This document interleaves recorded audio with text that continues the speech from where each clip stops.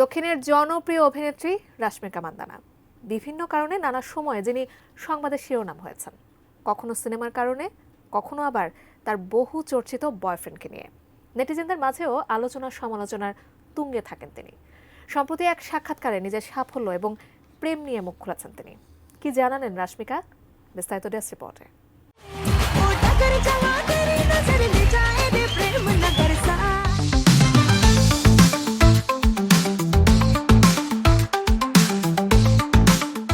বলিউড হোক বা তার ঘরের কাছের তামিল ফিল্ম জগৎ, দুই জায়গাতেই সমানভাবে দাপিয়ে বেড়াচ্ছেন দক্ষিণী নায়িকা বিউটি কুইন রাশমিকা মান্দানা। সমসাময়িক ভারতীয় সিনেমার জগতে ইতিহাস সৃষ্টিকারী দুই সিনেমা পুষ্পা ও অ্যানিমালে অভিনয় করে অনেকটা অপ্রতিদ্বন্দ্বী হয়ে উঠেছেন তিনি।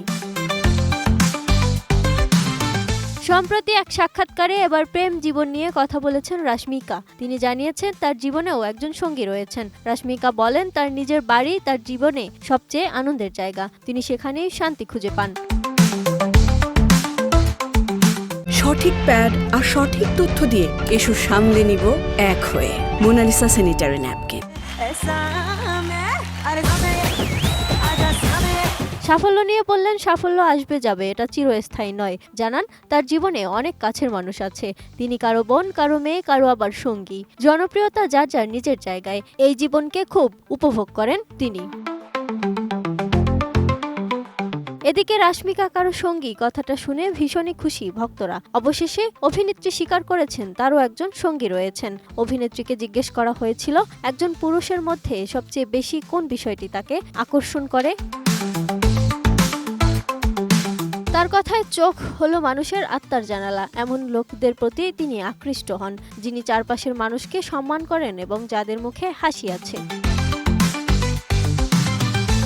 প্রসঙ্গত গত 2 বছর ধরে রাশমিকা ও বিজয়ের মধ্যে প্রেম নিয়ে চর্চা চলছে। দুজনকে একসঙ্গে মালদ্বীপে ছুটি কাটাতেও দেখা গেছে, তবে কখনোই মুখে স্বীকার করেননি অভিনেত্রী।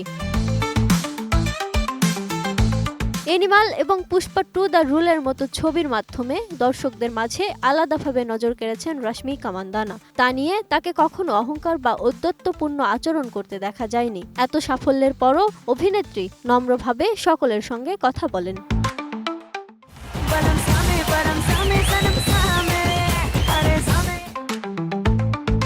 Desk report, ATN news.